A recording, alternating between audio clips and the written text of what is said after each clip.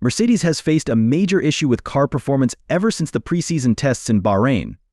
The team has been noticeably slower than Red Bull and Ferrari, struggling with a serious problem: porpoising. This refers to the car bouncing excessively, especially during high-speed sections of the track. In places like Baku, this issue became even more noticeable, with Lewis Hamilton in clear discomfort due to severe back pain. He was even seen wincing as he got out of the car. It's been suggested by multiple teams that the FIA should intervene, as the problem is not just a performance issue but also a serious safety concern for the drivers. But the question arises, why did Christian Horner get so vocal in Baku? Mercedes finished in third and fourth positions in that race, with George Russell ahead of Hamilton. While it was a decent result, the poor reliability of Ferrari certainly played a role in the finishing order.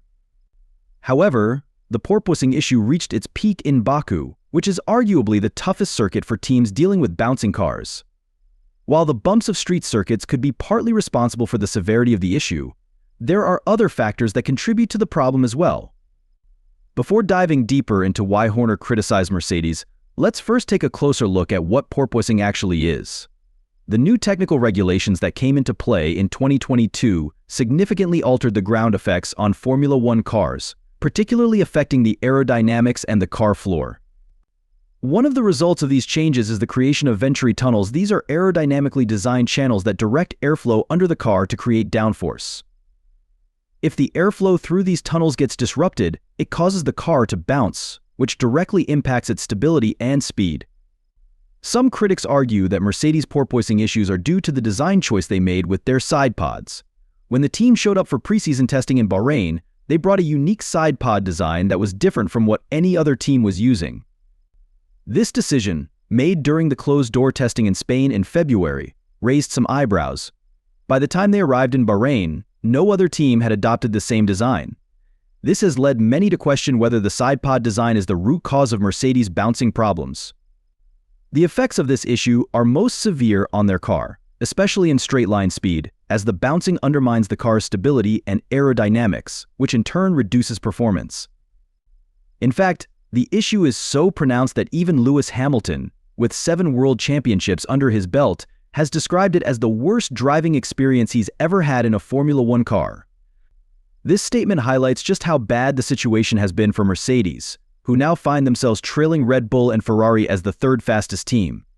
It's extremely rare for the team to go 7 races without a win, especially during the turbo-hybrid era. Of course, the issue affects both of Mercedes drivers Lewis Hamilton and George Russell. However, the level of discomfort from porpoising seems to be more severe for Hamilton compared to Russell. Both cars suffer from this problem, but it's clear that Hamilton is experiencing a more intense effect. This could be due to the different setups each driver chooses for their car. Before qualifying, every driver selects their setup, and 2 critical factors that affect porpoising are ride height and suspension.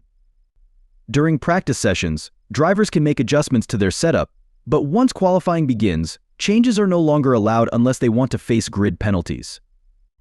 It's clear that George Russell's setup is working better than Hamilton's when it comes to managing the porpoising issue. Despite the fact that Russell is taller and therefore should be experiencing more strain on his neck and spine due to the higher G-forces, he seems to be handling the car better.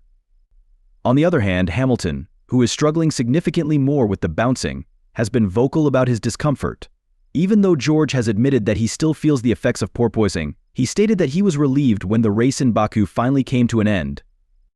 Both drivers have to deal with the challenge of pushing through the pain to secure the best results for Mercedes. But as much as the team tries to maximize their performance, the issue is undeniable. It's limiting their ability to compete with the top teams, and the impact on the driver's health cannot be ignored. In Baku, a lot of drivers voiced concerns about the physical toll of porpoising, stating that it has become a serious health risk.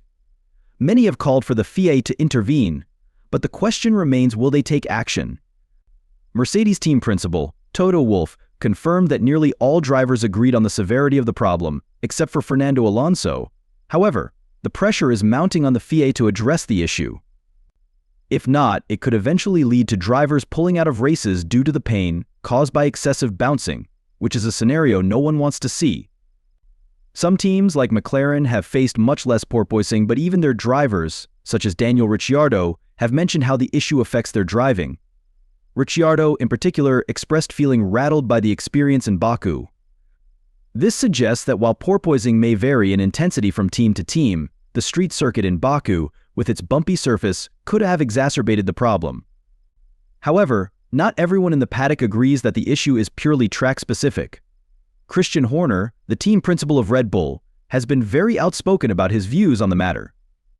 He believes that penalizing teams like Red Bull, who have managed to get their car set up without significant porpoising, would be unfair. Horner has expressed that making changes to the ride height of cars could lead to unintended consequences, including a reduction in downforce, which would affect a car's speed in corners.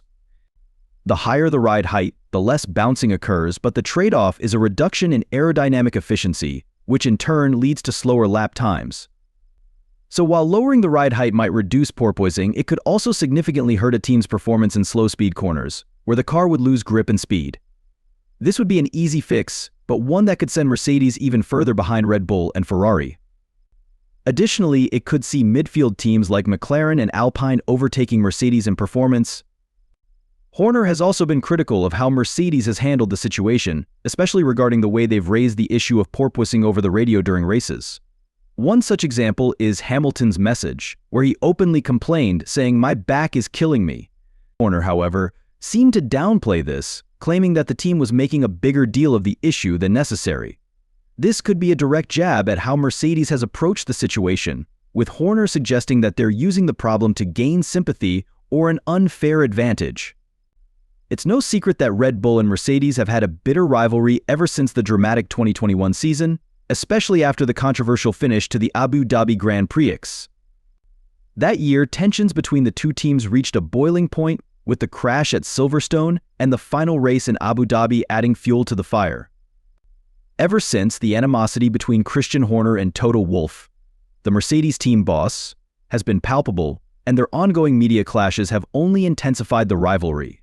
Red Bull, under Horner's leadership, has been the dominant team in recent years, particularly in 2023. They've won the last 4 races in a row, even though they haven't had a driver starting from pole position in any of those events. This highlights the strength of their car setup and the way they've adapted to the new technical regulations. Red Bull's car is well suited to the current aerodynamic changes, and they've managed to perfect the ground effects, allowing them to avoid the porpoising issue entirely.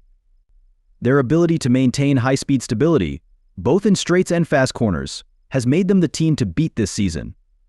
For Horner, it's understandable why he'd be frustrated with Mercedes potentially persuading the FIA to impose regulations that would favor them. Mercedes' performance gap has widened, and with them currently sitting 118 points behind Red Bull in the Constructors' Championship, there's a clear battle ahead. If Mercedes could solve their porpoising problems, they could find themselves back in the fight for the title by the end of the season.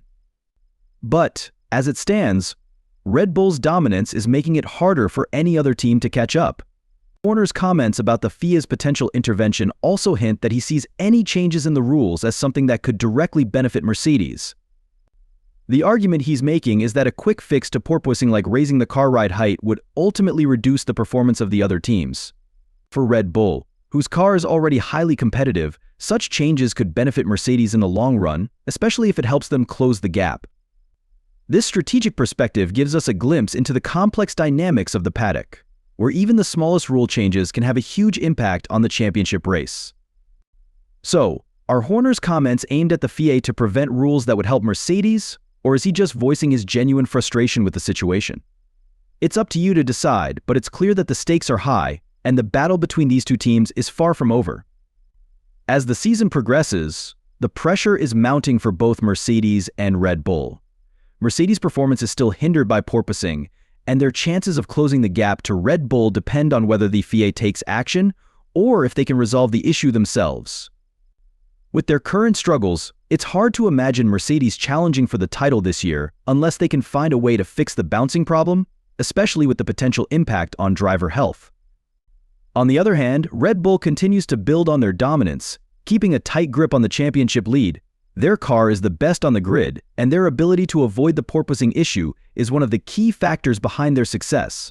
Christian Horner, while critical of Mercedes, is simply playing the game in a way that keeps his team in the best position possible. If the FIA decides to regulate ride heights or make any other adjustments, Red Bull knows it could potentially alter the playing field in favor of teams like Mercedes, who are struggling with porpoising. So, where do we go from here? Will the FIA intervene and make changes to the regulations, or will teams like Mercedes have to find their own solutions?